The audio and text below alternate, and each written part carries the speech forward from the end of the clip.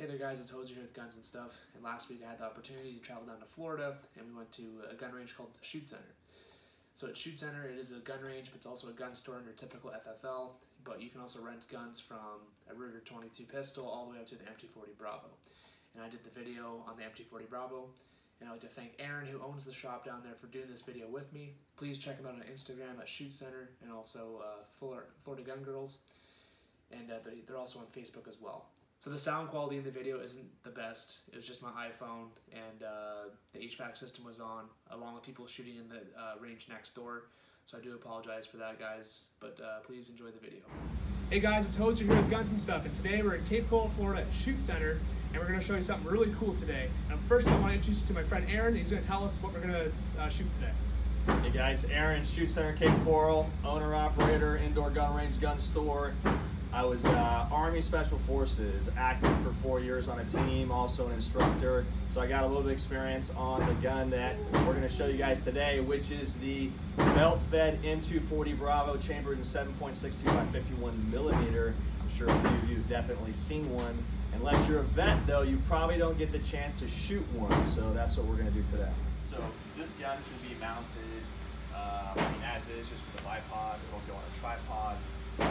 This is used on aircraft, it's used on watercraft. It was first brought into the Army as a coaxial machine gun for tanks. So it actually would sit in tandem with the main gun, and you would use this for infantry or soft armor, where you don't need to use the main gun, because the main gun might be overpowerful and you don't want to waste ammo. Yes. So if it's just light armor or infantry, you can use the coax machine gun. Of course, it's also there as a backup for immediate suppressive fire. So what is your experience with the M240 Bravo? So my experience with the M240 Bravo is similar to what an infantryman in the Marine Corps or in the Army would have as far as experience. So this gun is standard medium machine gun. We can put it as a backup to our 50 cal and to our grenade launchers on our trucks. We usually have one in the back as well, sometimes two in the back. And then oftentimes we would have one that was handheld that we would take out with us on patrols. So if you're dismounted and you're patrolling with this, and this is, say, the biggest, most powerful gun in your fire team, you can expect it to account for at least half of the enemy casualties. So I mean, that's really what it's for. It's if you make contact with the enemy, you need to get this gun operating as quickly as possible, because you need it for immediate suppressive fire. So right now it's set up on a bipod. Now something that's kind of interesting about this is one of the predecessors to the M240 Bravo was the M60, also known as the Pig. Okay, so one of the drawbacks to the M60 is if you wanted an extra barrel, that barrel came with an extra set of bipod legs, because all the barrels had bipod legs attached.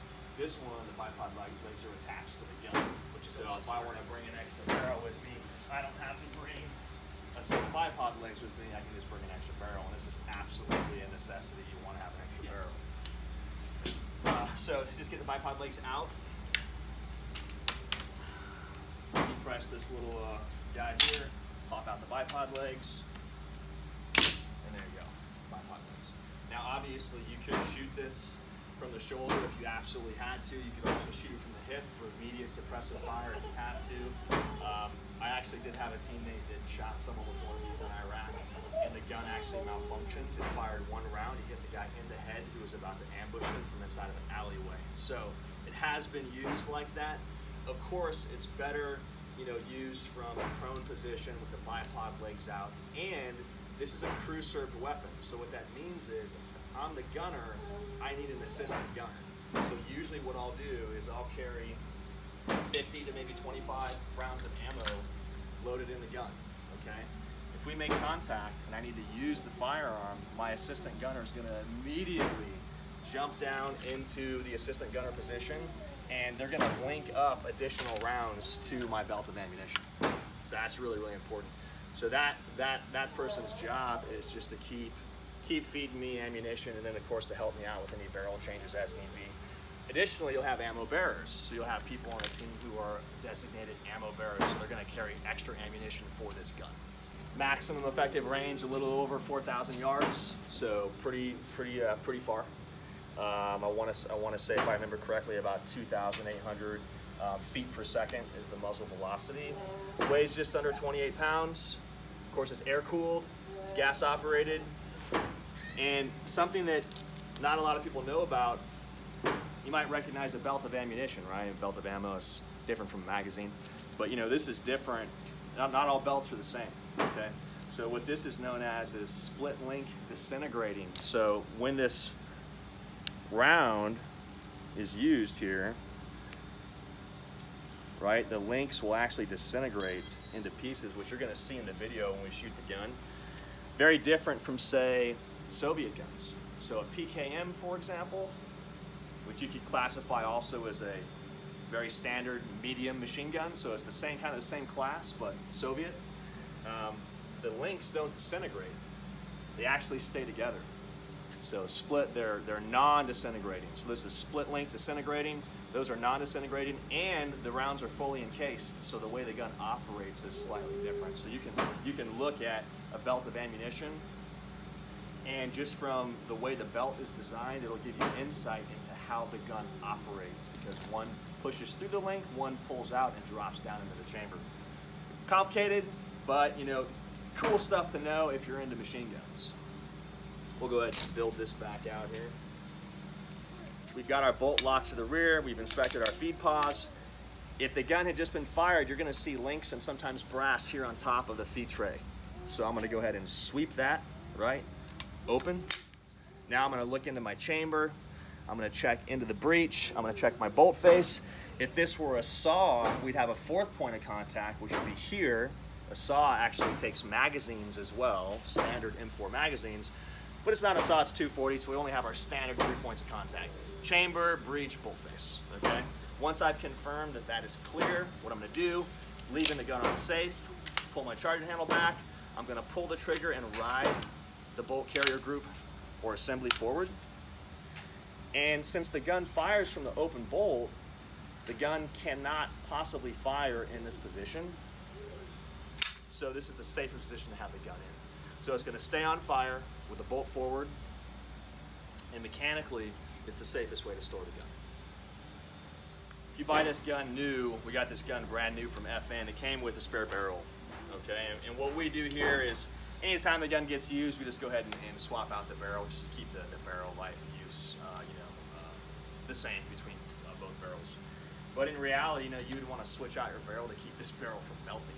And obviously, the hotter the gun gets, right, the more wear and tear it is that you're putting on your barrel, because the hotter the metals are in the barrel, the faster your barrel life is going to be reduced, if that makes sense, right? So the hotter the gun is, the more material you're going to lose as you fire rounds to the barrel. So to change the barrel, it's actually pretty simple. You need to remember a couple important principles, though. Basic stuff. The bolt actually locks into the chamber, right? It creates what's called a breech block. And what that does is it ensures that when the gun fires, I have enough material to contain that pressurization. End result, projectile leaves into the barrel, as opposed to stuff blowing up in the face, right? So just know the bolt locks into the barrel. So if I'm going to take the barrel off, bolt needs to be locked to the rear. If the bolt's forward, you're not going to get the barrel off, okay? So we're going to go ahead and put the gun on fire. We've already cleared it. Of course, you would go through a clearing procedure first. We're going to put the gun on fire, lock the bolt to the rear, put the gun on safe, return the charging handle, okay? You'll notice there's a carrying handle on top. This carrying handle, it can be pretty useful, but if you want to use it, you want to release it. There's a little ratchet here. I release that. Now I can use this carrying handle. What this carrying handle also does, though, is it helps unlock the barrel. So I'll turn the gun on the side here so you can see it. This is what locks our barrel in place, okay? And the carrying handle is going to help us actually disconnect the barrel from the gun. So the first thing I'm going to do is I'm going to press in on my barrel lock here. You'll probably want to shoot around to the other side just so you can see it. But a lot of people get confused at this step. What you don't want to do is release this. You want to keep this locked in place, okay? Go ahead and press down here with your palm, and you're going to see I'm unlocking the barrel. Now I'm going to hit this up to unlock the barrel from the gun, push this forward, and the barrel comes off. And normally your heat shield doesn't do that, so it's probably just a little out of alignment there. Now, pretty easy to put the new barrel on. You just need to take a look at the lugs here and kind of understand what you're doing, right? So these barrel lugs lock in to the gun, right? Lock into the receiver. And if you take a look at the front of the receiver here, you can see where those lugs would need to line up opposite of one another if the barrel's going to go in. So if you can't get your barrel to go in, you know, your gas piston knob here could be out of alignment, or it could just be really dirty, which could also make it difficult to take the gun off, the barrel off. But more than likely, it's because these are out of alignment with the lugs in the receiver. Okay, so you want these to be at the 6 and the 12 o'clock position. Get your gas piston lined up. Slide this all the way back, which it did easily. Now I have to lock the barrel in place. All I'm going to do is push down on the the carrying handle. And that's it. Very, very simple. I'll show you how to do it again. Unlock here, press up, forward.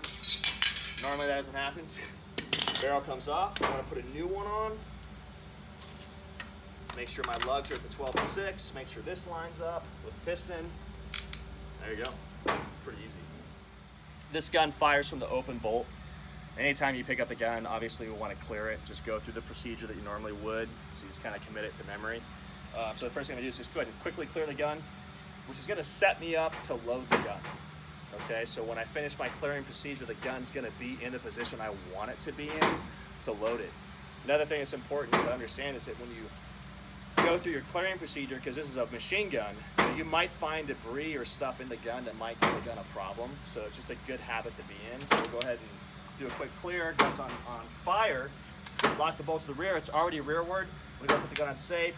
Return the charging handle over on the feed tray. Quick clear here. Sweet. Check. Everything's good. All right. Return the bolt. I want to load the gun with the bolt forward. Okay. Another common mistake that people make when they load a belt-fed machine gun is there may be a specific way the belts have to be loaded.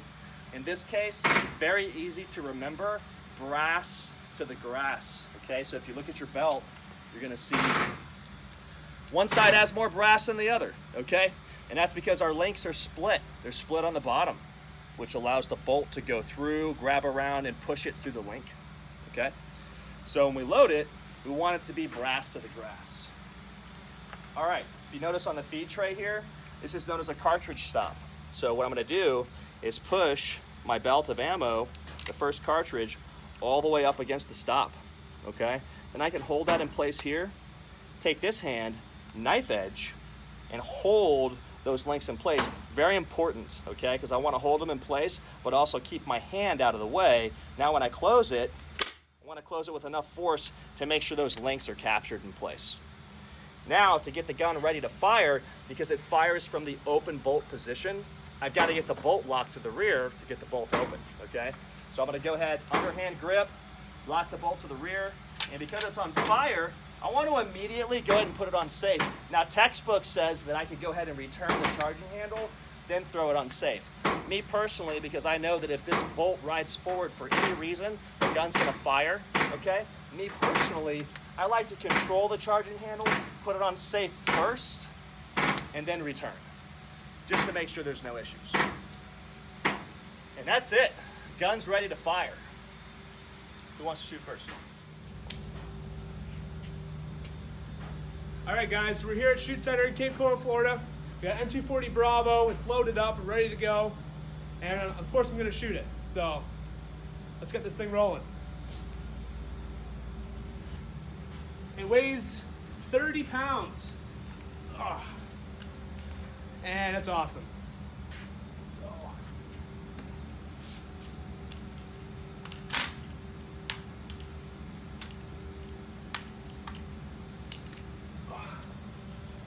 And the only way to shoot this thing is from the shoulder.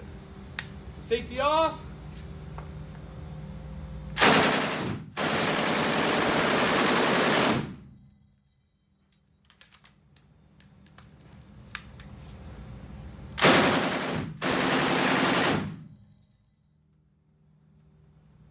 Oh my goodness, that was awesome. 15 yards, troops in the open. Here we go.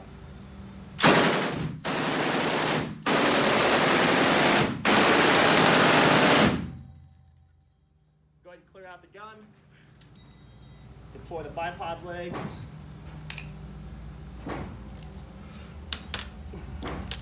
We don't need bipod legs.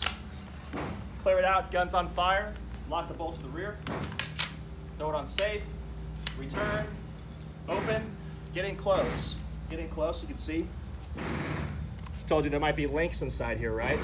Check here real quick. Sweep the links, any brass off here. Open, quick check. Return the bolt forward. And we're ready to load it.